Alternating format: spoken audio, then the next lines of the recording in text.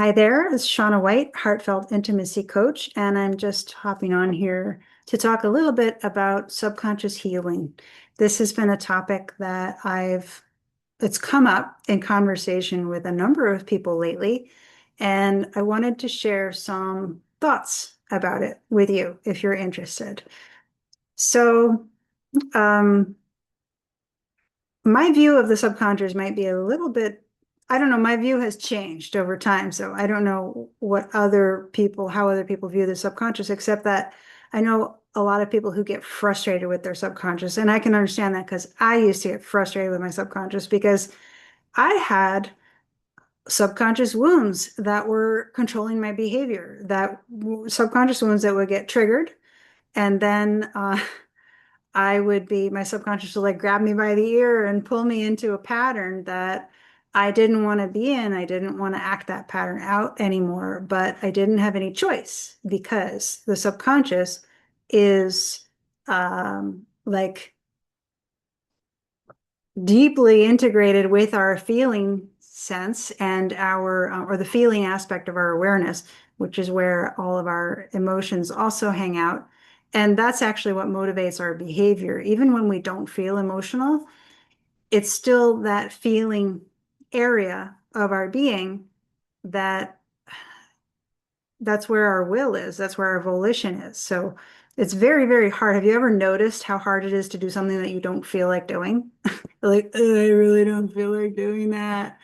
And you just have to make yourself, if you're going to entertain doing something against your own feeling. But then when you feel like doing something, it's energizing to do it. So whether you're emotional or you're not emotional, the feeling aspect of your awareness is um, hooked to your volition, your action. So that means that when the subconscious has a wound pattern that gets triggered and activated in a certain situation, it's very likely that your subconscious is going to play out that program in your feeling sense and start to dictate how you see and how you behave. And that can be really frustrating if you're doing work on yourself and you want to outgrow that kind of pattern, and and yet that gets triggered.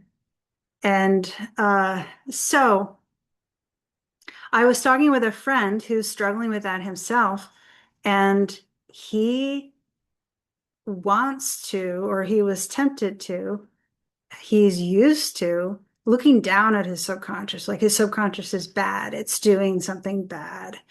And I've come to a place through my own study of the subconscious and working what I've learned in my own life and experience.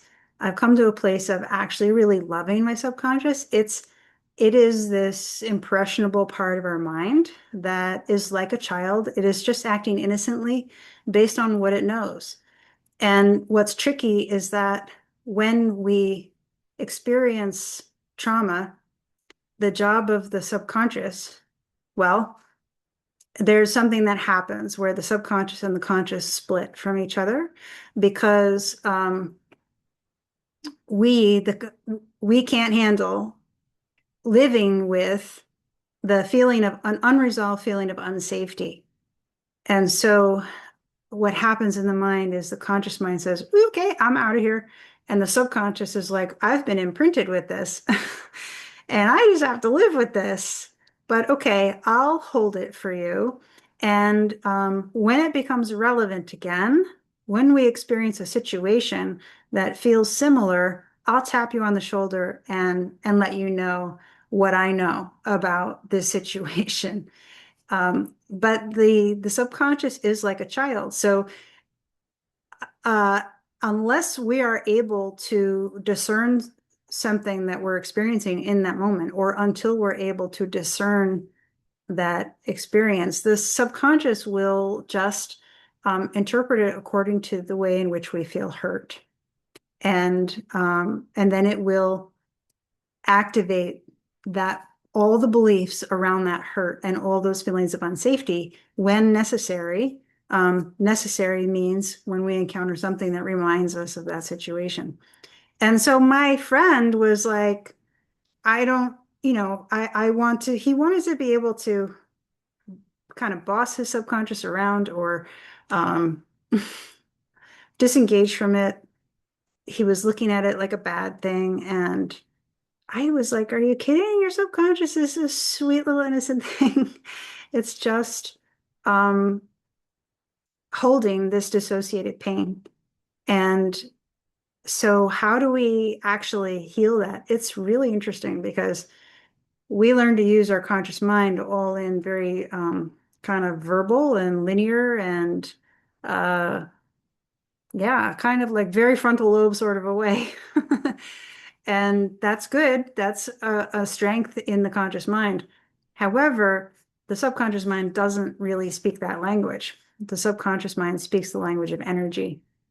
And so, in order to heal something, a pain like that in the subconscious, a dissociated trauma, um, we need to, number one, find a sense of safety inside ourselves that provides the answer to the question that was raised when we were in that scary situation. Because we cannot be in that scary situation again until we know how to be in that situation and take care of ourselves. And I'm not saying that we have to go, that we have to recreate that scary situation, but our psyche and our nervous system needs to know that we have a better answer so that if that situation does arise again, we know what to do about it and we know how to handle it in a way that we will remain safe. So that's the first thing that we need. And then once we start to re-educate our nervous system with that new found safety, then the next thing that we need to do is listen to okay, so the next thing we need to do generally, big picture, is that we need to be able to feel the pain that our subconscious holds in it at the same time as we hold our conscious awareness of our newfound safety so that we can re-educate our subconscious with that energy pattern, the energy pattern of safety that is relevant to the question and the pain that our subconscious is holding. Until we can rectify or reconcile those things, the subconscious will still hold that pain separate, no matter what we learn and grow into in our conscious awareness. The subconscious won't really feel that until we can hold the energy of that safety at the same time as we consciously connect with the energy of that pain. However, you're not going to do that on day two, right after you contact the safety and then you're like, okay, I'm ready to rock and roll with the subconscious and dig right into that pain. No, no. You actually have to take a gradual process. Sorry, my camera keeps going blurry every now and then. Um, you have to take it step by step in a gradual process. And because building trust in your newfound sense of safety uh, comes step by step. You have to be able to deploy it in gradually increasing challenging situations so that you can feel like you can trust yourself that, yes, this is a skill that I can rely on. And as you start to broaden your sense of safety, confirm your sense of safety, and integrate your sense of safety and the skills that give you that safety, that's all very vague. I'm going to talk a little bit more about that in a minute. Um, you start to develop a deeper, broader sense of trust. And that safety and trust is what is going to allow your nervous system to feel safe enough to start to converse with the subconscious about that subconscious pain and that subconscious wound and all the questions and the lack of safety that the subconscious has been imprinted with. So it's not a process that you push, it's a process that you allow. The subconscious will volunteer moments of reflection about that pain as you grow in the safety and the trust in your psyche that allows that pain to come up without re-terrorizing you. So it's a very organic process that comes from actively engaging yourself in healthy ways and listening for the opportunities that your subconscious is going to give you, and not pushing them, just being present with them. So I'm going to circle back now to the sense of safety. So where do we get a sense of safety? Everybody's situation is a little bit different, so it requires uh, tailoring by being present with yourself. And if you're working with someone like myself, then I would help you tailor that. But broadly, what I want to say about safety is that if you've been following me, you know that one of the biggest keys to my approach to relationship and healing the subconscious is an essential part of unlocking heartfelt intimacy, because intimacy is one of those places that is really going to get to your subconscious. If you've got some skeletons in the closet in your subconscious, some wounds around love, we all do, they're going to come up when you try to open yourself for heartfelt intimacy. So, so safety, this is, yes, right. So sorry, I don't remember if I left off someplace. So if you've been following me, you know that divine love is a huge key in my approach to heartfelt intimacy and subconscious healing. Okay, I think I caught up with myself. And this is really important. This is one of the reasons why my education is in applied spiritual psychology, founded in the teachings of Jesus, although not in a religious sense, but in an experiential, spiritual sense. Um, experiential meaning, experiential spiritual meaning, yeah, spiritual, but only stuff that you can actually really feel in your body, and that makes practical sense to you. I'm not interested in anything fluffier than that. Um, but the reason that I never pursued conventional psychology is I always felt like it had a kind of heaviness and a darkness to it. And I am not poo-pooing that. If anybody gets benefit from it, that's wonderful. But for me, what was really redemptive was to study psychology from the perspective that our natural essence is a child of love, a child of divine love, not a child of human love. Human love is on a spectrum of healthy and unhealthy, right? And it's all called love. It's got a lot of emotion mixed into it. It's very complicated, but a very simplified anchor point or reference for what love is the energy of divine love, which everyone can connect to in the core of their being, although none of us are taught how for the most part. But that is something that I learned, and that's something that I help my clients to do. Uh, that connecting with that energy of divine love is the foundation of safety, because this is a crazy world. This is a crazy world where a lot of people are suffering and they're acting out in dishonest and harmful ways. And that is scary. And it is scary to try to survive in a world like that when your guidance system of connection with divine love is not activated. But when you can connect with the energy of divine love, that gives you a sense of safety that you are loved. So it's emotional safety, along the lines of self-esteem. But it also provides, as you learn how to use it as a guidance system, it provides safety in how you navigate your experiences. It helps you discern when someone else's behavior is off somehow, because as you develop an inner connection with divine love, you develop a like a compass for alignment with love. And then you can feel when someone else's behavior is not aligned with love. And so you know to ask a question at that point, and it helps you also to discern their behavior, how they respond to the question, and helps you discern whether it's even right for you to interact with them or not.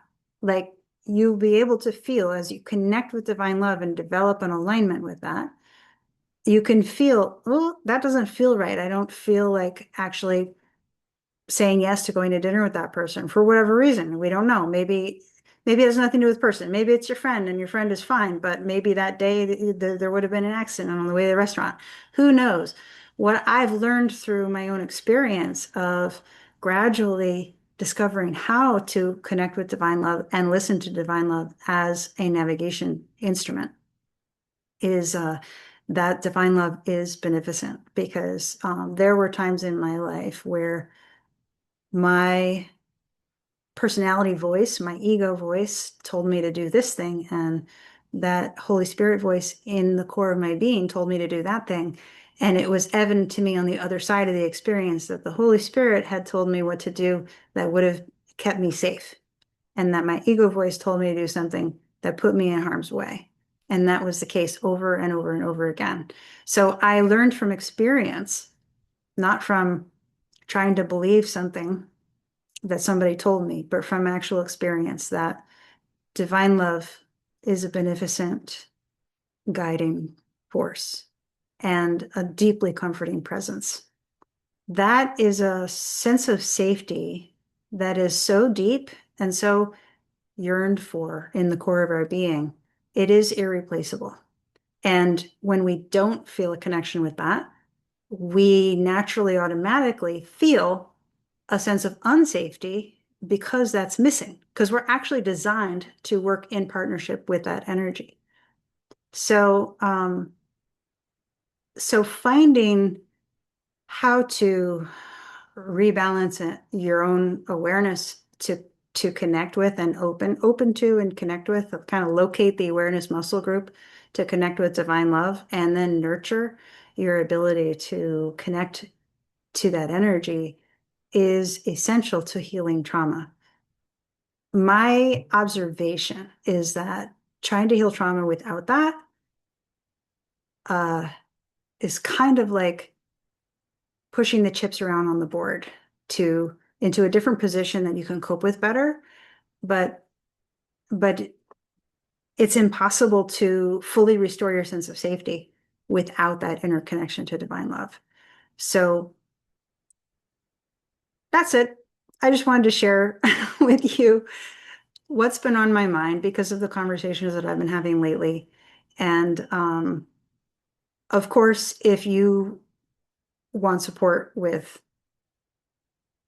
working through some of anything with relationship or subconscious, you're welcome to reach out to me. And if that's not what feels aligned for you right now, that's totally fine. I hope you have a wonderful few days coming up, and I will see you again soon. Bye for now.